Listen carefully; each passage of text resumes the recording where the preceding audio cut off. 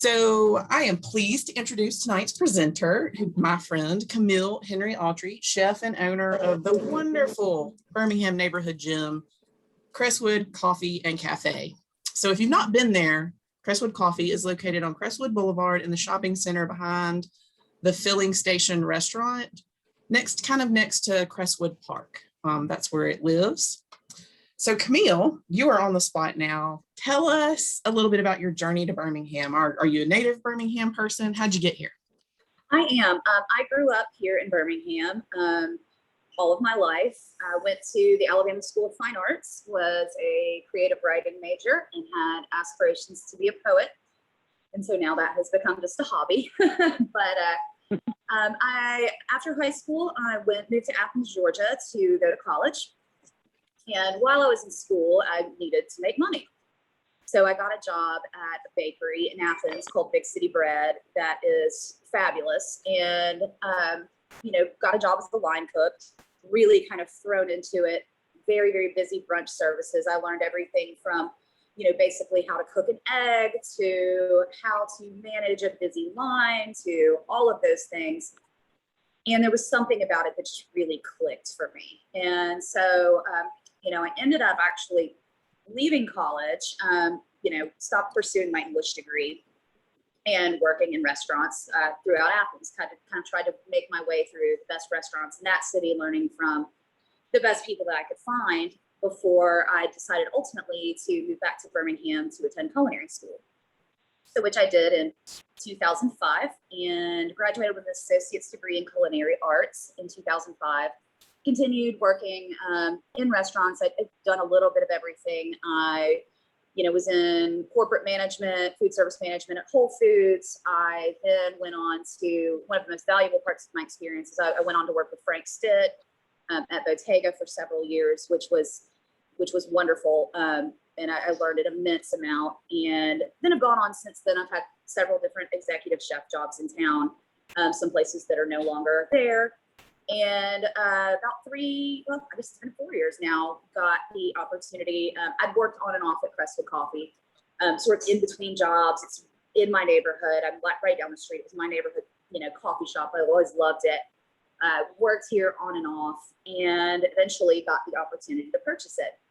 And so about 4 years ago, I purchased the shop, and that's kind of where I am today. And, just very, very grateful to get to do everything from, sandwiches and pastries and all of those kinds of things. So we do forced wine dinners, we do cooking classes, we do in-home private dinners. So it's been a really rewarding journey. And I've tried to kind of get experience in really every aspect of the industry. I was the bar manager at Bottle Tree. I was the coffee shop manager at Saturn. So I've been a server. So I really kind of went very systematically and got experience in every part of the industry. And that kind of led me to where I am today. So. Awesome.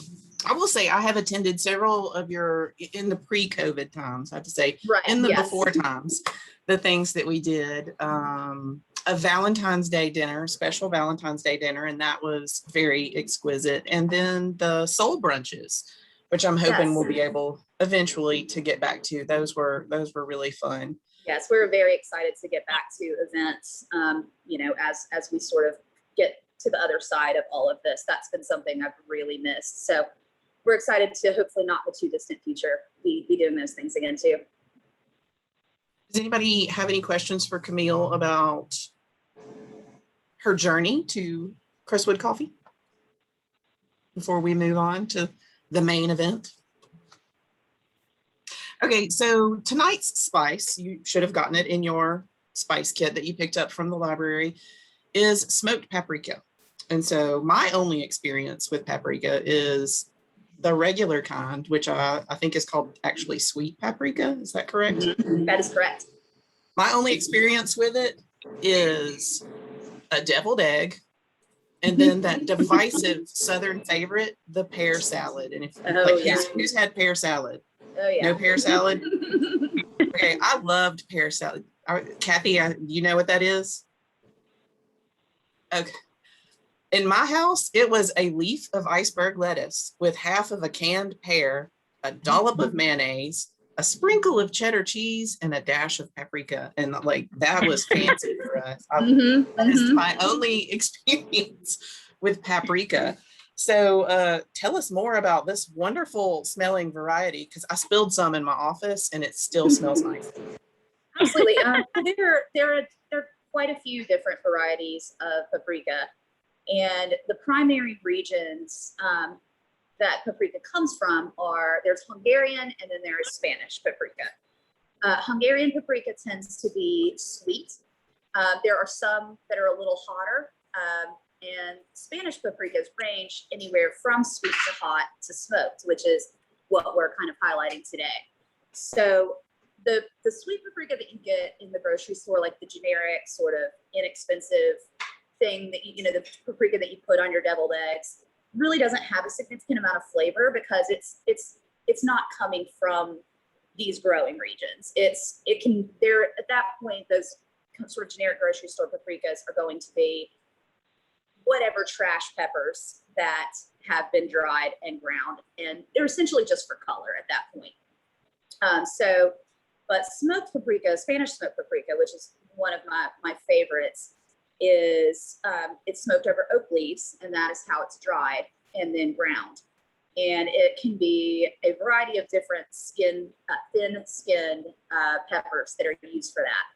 So it ended up being, so paprika was brought to Spain in the 19th century. The story goes that Christopher Columbus actually, that because the peppers for paprika are native to North America. So as it goes, Christopher Columbus actually brought it to Europe, and it made its way from him into Spain, where it gained its popularity. And it's really interesting. It's equally popular really in Spain and in Hungary. It's actually Hungary's national pepper, or national spice rather. So so that is kind of the origin, and it's beautiful, and it can be used in so many ways that people don't think about. I add it to all sorts of things in, for example, a recipe where you want a smoky flavor, but you don't want to pull out your smoker, or you don't want to put liquid smoke. It's wonderful to use for that, to add that subtle thing. So I like to use it in anything that calls for some smoke flavor that I don't have time to actually smoke something.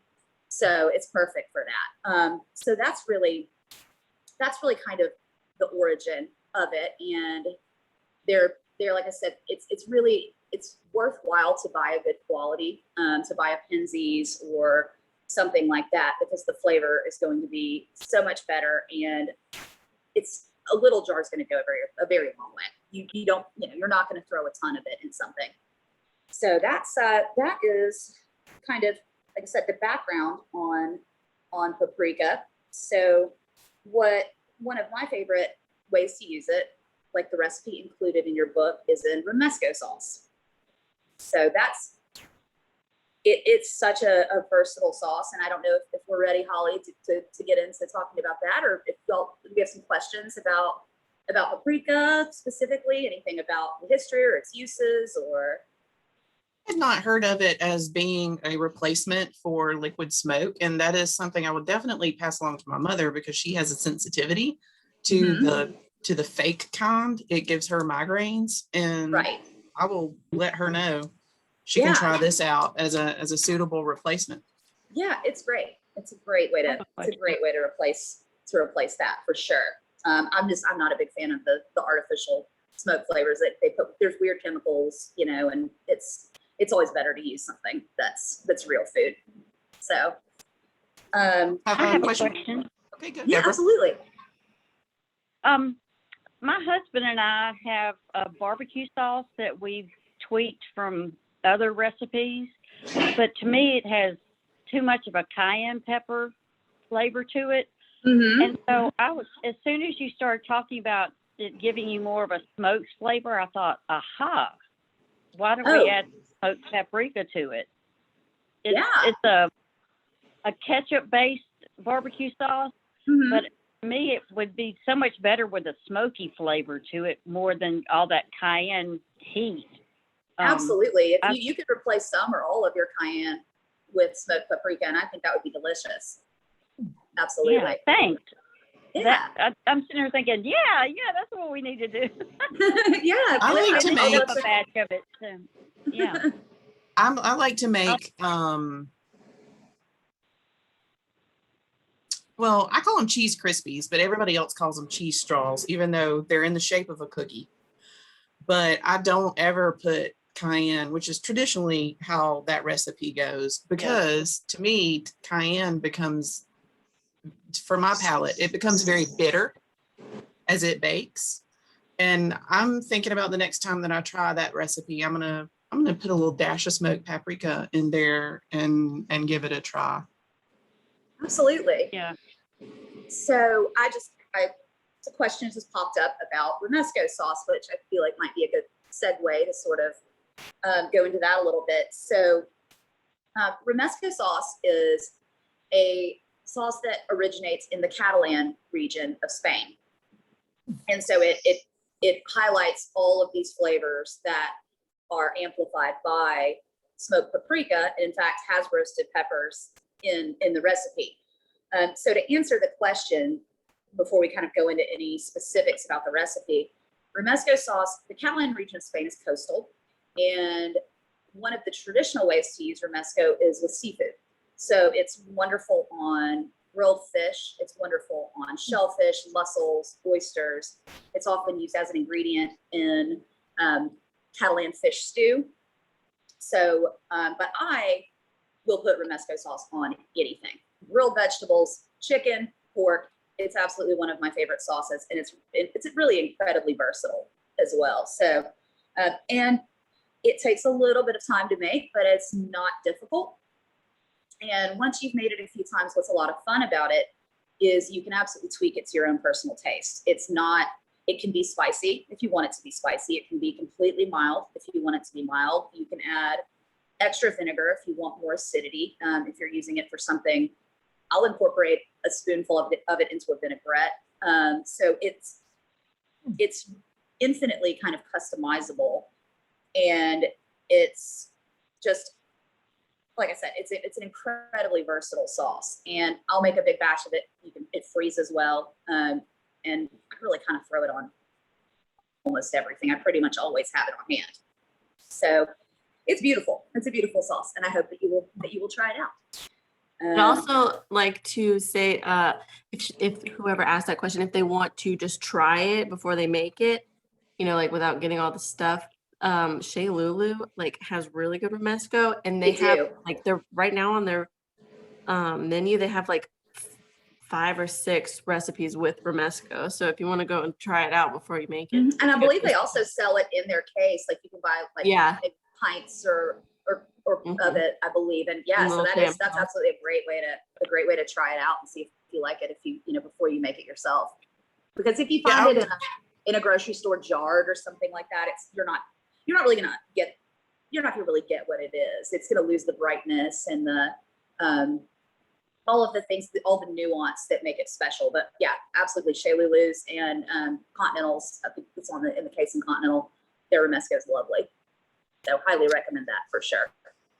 We've had it a few times when we've for various catered things that we've had here, and they always serve it when you get that much in a big bread bowl, and so you just dip crackers and bread in it. That's how we've eaten it here. But it's great with crudité, with bread. I mean, it's lovely as an accompaniment to a cheese course or a charcuterie board. So absolutely. So I guess if y'all would like, we can walk through the recipe, maybe talk about that a little bit. before it. Okay, well, so let's talk about it. It's really a straightforward recipe. And first, what I would like to talk about is it calls for roasted red peppers. Now, you're going to be, or a lot of people will be tempted to go and buy jarred roasted red peppers and skip that step. I promise you, it's absolutely worth roasting your own. It's not difficult. There's a couple of different ways you can do that. If you're grilling, the easiest thing to do is just, coat your peppers and toss your peppers in some olive oil in a bowl, throw it on your grill and let it get good and charred on the outside. until it's black and blistered.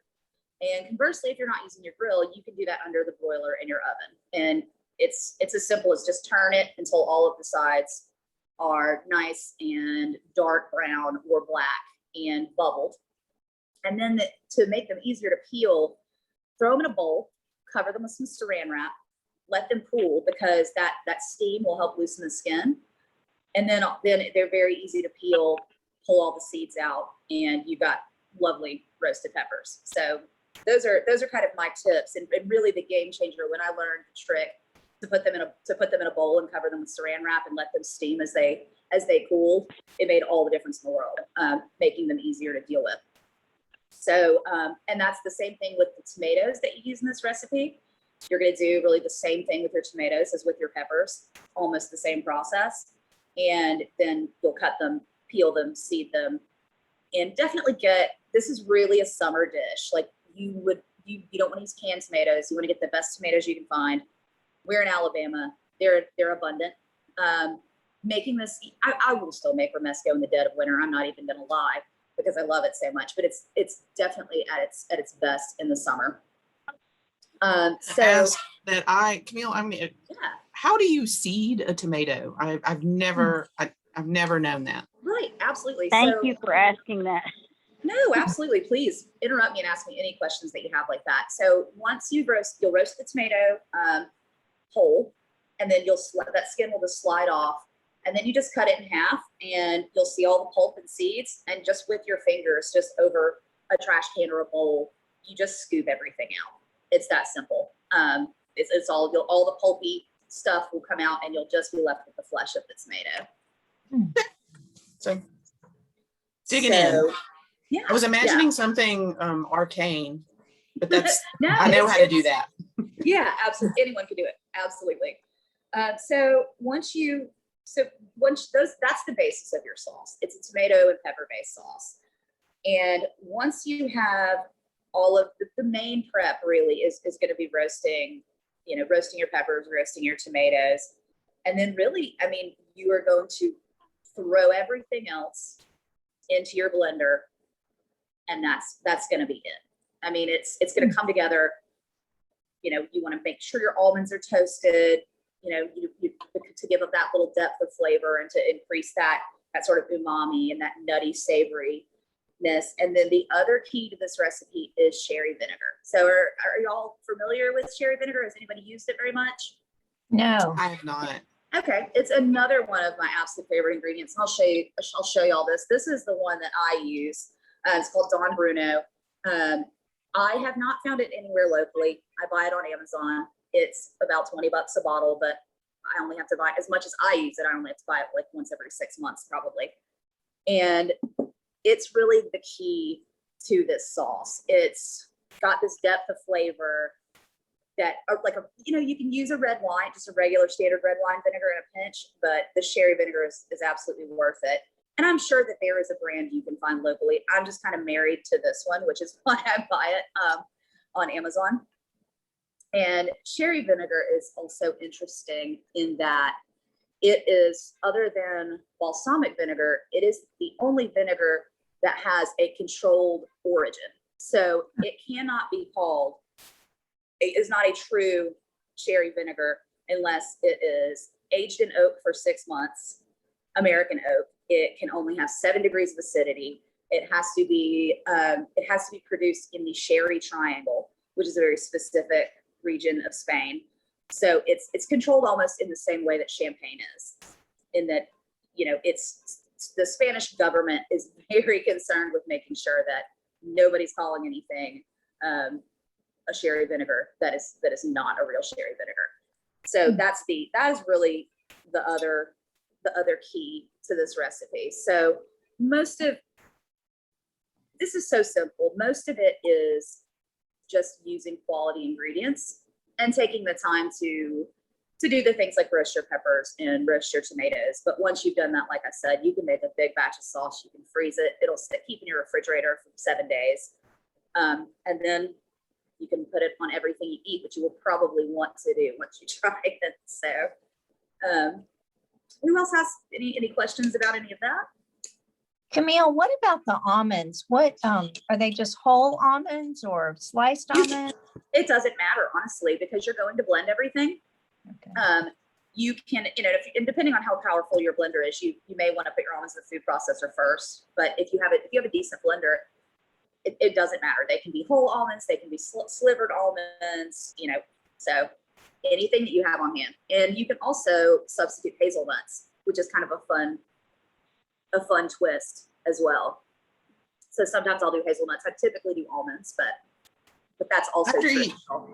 You talked about quality ingredients. My question to myself was, do they need to be raw almonds, or like could you cheat and use already? No, you commercial that really roasted? doesn't matter.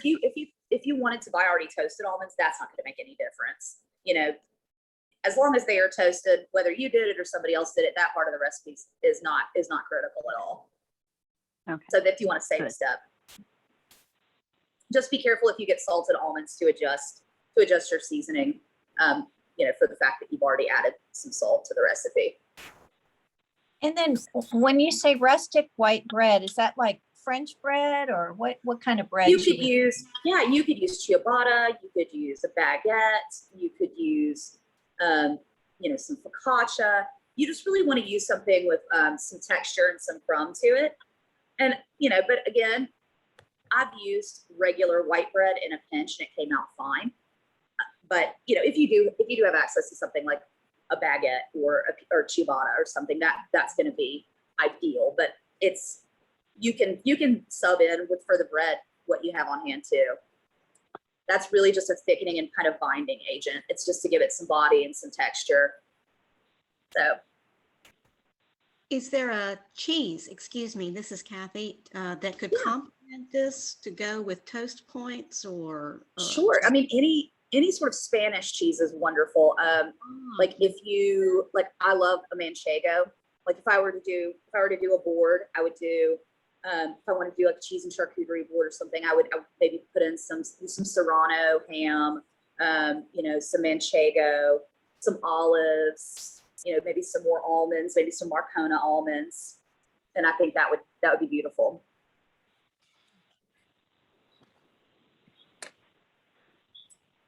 So anybody else have any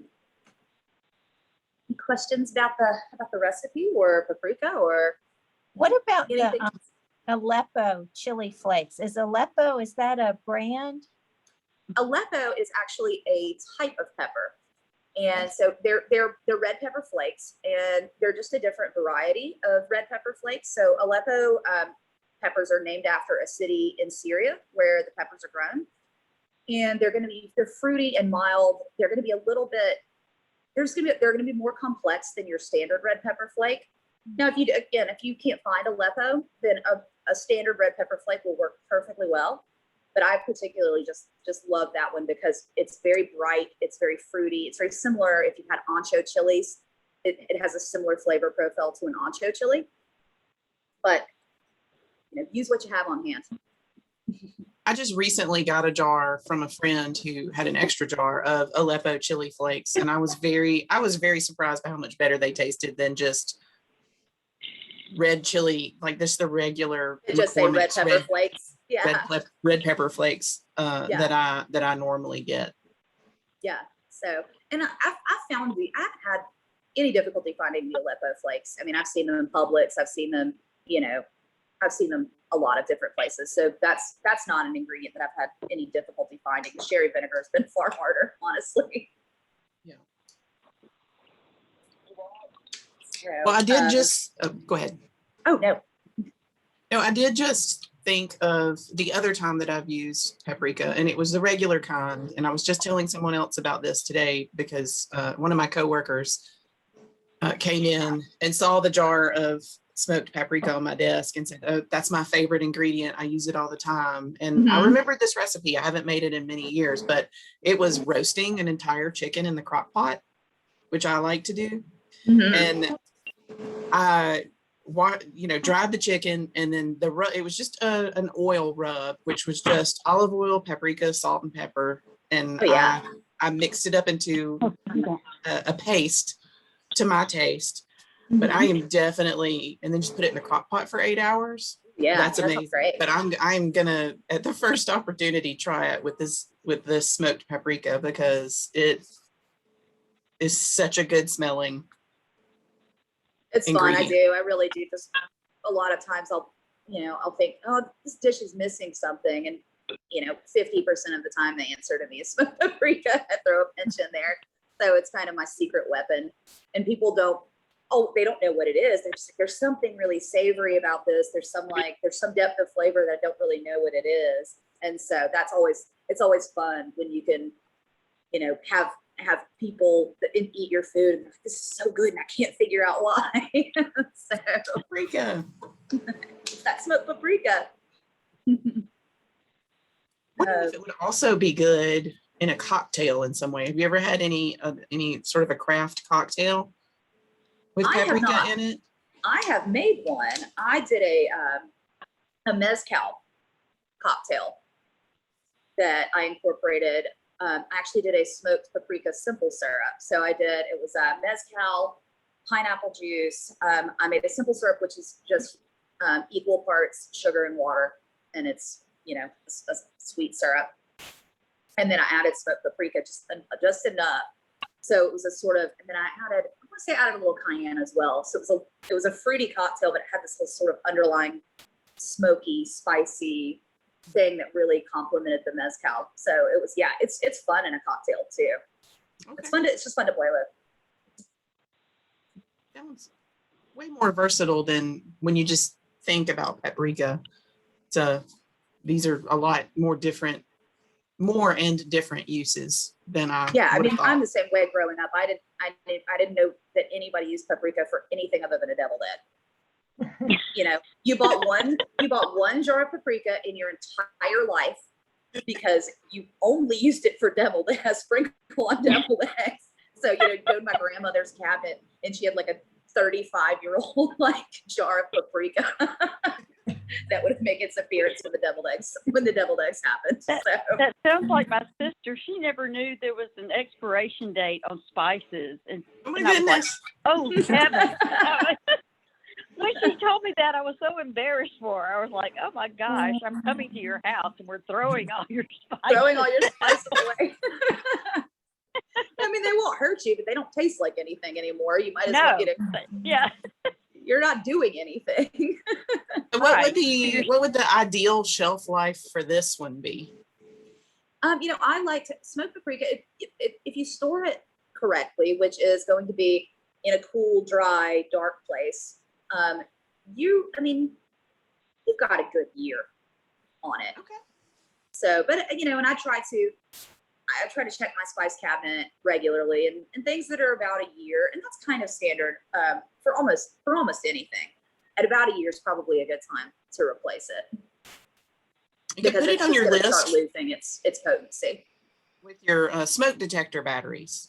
Change your smoke detector batteries and check your spice cabinet. Exactly.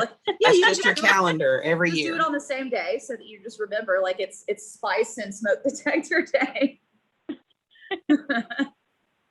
Well, Kim, if she's still here, she was still here when she was on one of the first and mentioned that she's involved with some African missionaries, and that is the only thing.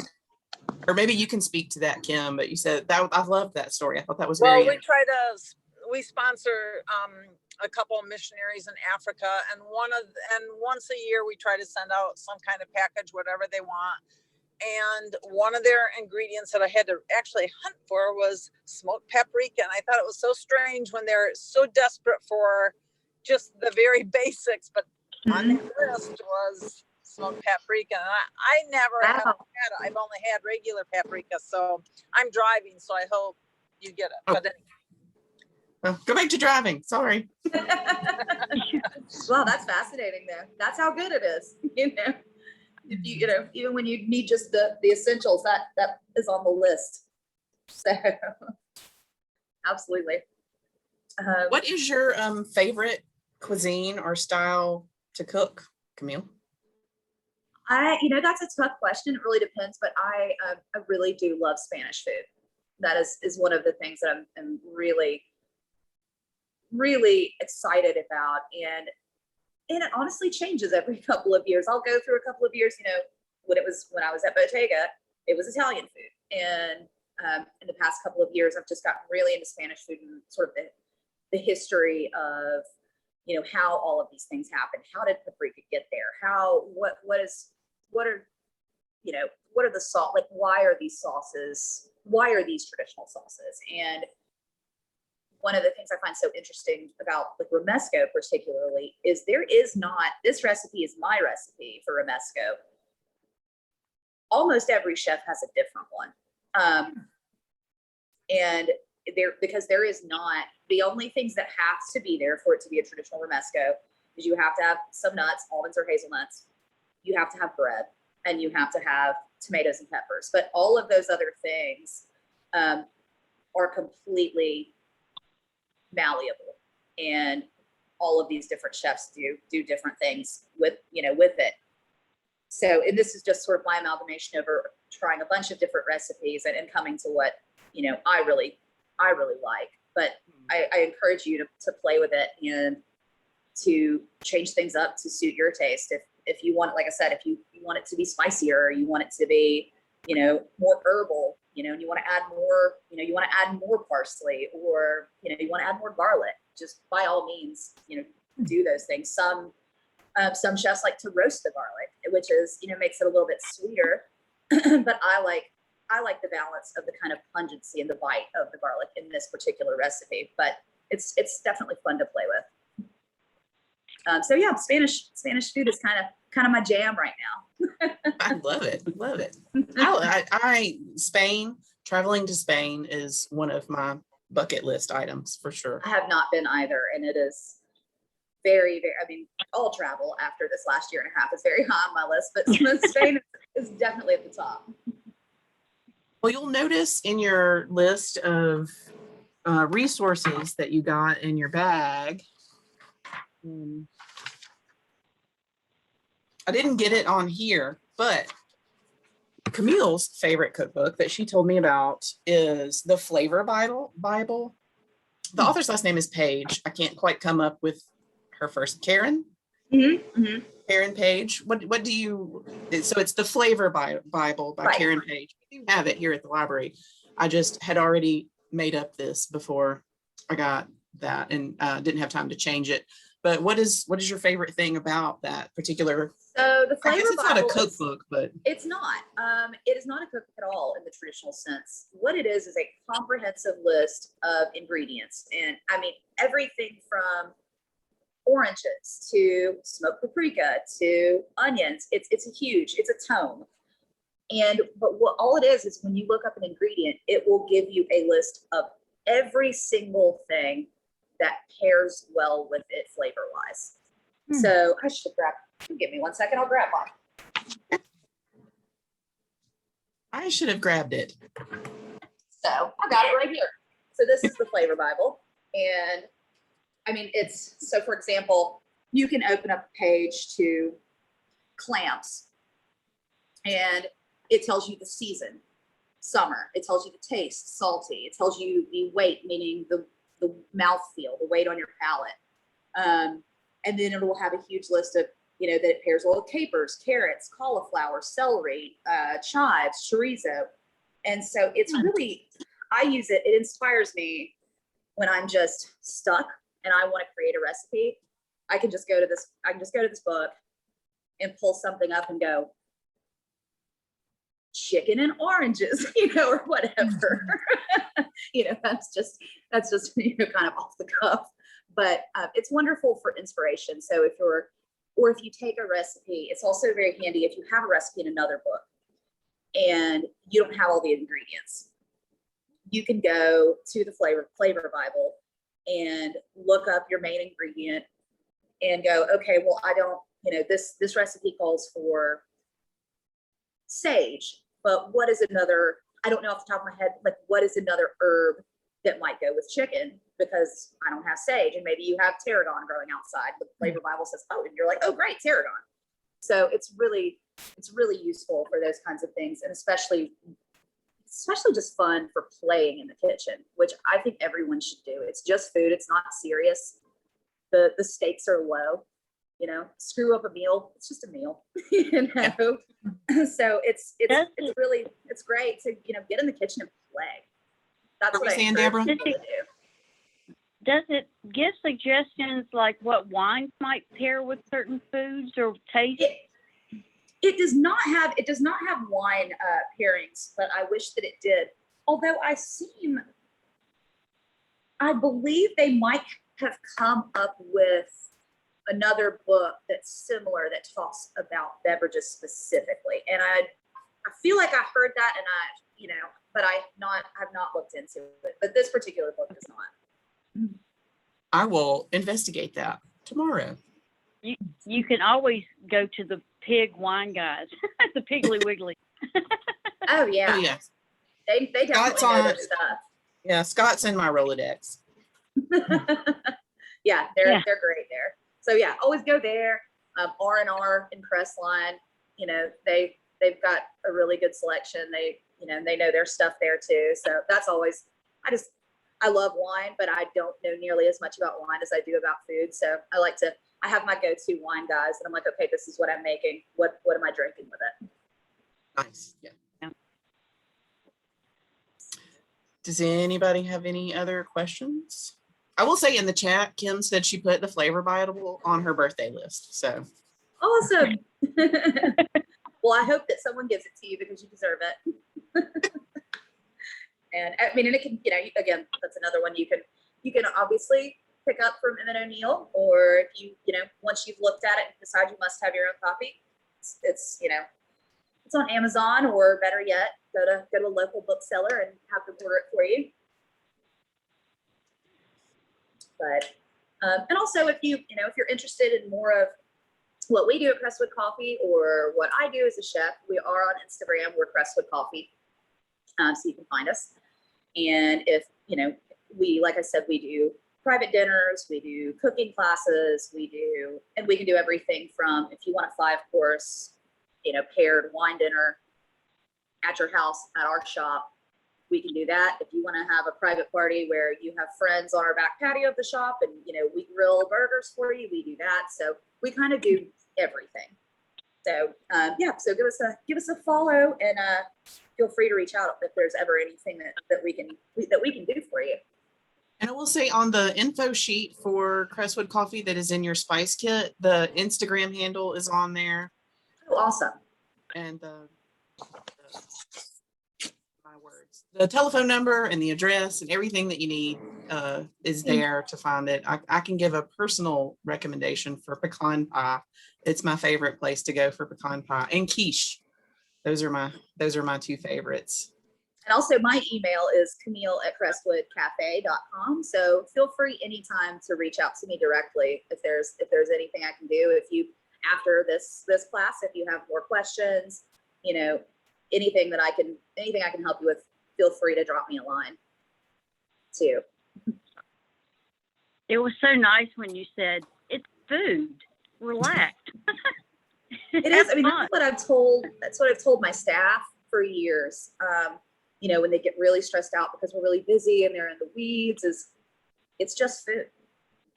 No, but you know, you're not an ER doctor. You know, the worst thing that's going to happen is you're going to have to maybe remake somebody's food. Maybe someone will get irritated that it took too long, but it's just food. It should be fun. It should be, and especially as you know, in your home kitchen, you know, don't be afraid to try stuff. I mean, I've been cooking professionally for over 20 years, and I still screw things up all the time, you know, because I try something new and it doesn't work. And that's just part of it. Thank you so much. Right. I've enjoyed Really this enjoyed so it. much. I'm excited to do some experimenting with my new spice that I've never used before. Awesome. I'm glad for whoever I'm able to introduce Any it to. final questions or comments before we adjourn for the evening? Camille, is there a farmer's market near the Crestwood Cafe? There is the Pepper Place Market that is Saturday mornings. And I don't know, Holly, do you know if the Eastlake Farmers Market is still happening? I hadn't heard. I haven't anything heard about this year. Eastlake. I haven't heard about Eastlake, but I did see a Facebook ad for the Woodlawn Street Market, which is just Yes. over the hill. Yeah, so I think They're that gonna- one's only monthly though, right? The Woodlawn. I think so. Yeah. The Woodlawn Market is this Saturday, 10 until 4, I think. This Saturday. Yeah, I know saw the that- ad because Beehive Bakery said that they would be there. Okay, okay. So I know they're getting that one back up and running, but I'm not sure about Eastlake. Yeah, so the only one I know of I know that Pepper Place is every Saturday morning. What is that one? They set up right nearby. It's in front of Automatic. It's Oh, I can't remember what that one's It's called. called Bird Song. Bird Song. Bird Yes. Song? Yeah, Bird Song. Yeah. Okay, I had forgotten about that one as well. Can I answer any other questions for anyone? Yeah, the cafe that y'all have vegan options, but I was having a hard time finding the menu online. Like just like Yelp pictures and stuff that were pretty grainy. So I was wondering what It's y'all- outdated. Our website, which we just got up, and so I don't think I even remember to tell it to Holly to put on your program. It's Crestwood Coffee Co. just co.com. And so Okay. our full menu is there. And the only thing our soup specials rotate every day. So they're not on the menu, but we always have at least one vegan soup as well. Cool, thanks. Right. So Thank you so much for being with us tonight. thank y'all so much for coming. I really enjoyed talking to you, and thank you for all of your great questions, and for letting me ramble about my favorite spice. So and hopefully we'll see you in the cafe someday. Oh, thank you so much. Can't wait to make this. Awesome. Thank y'all. Thank you. Thank you. Okay.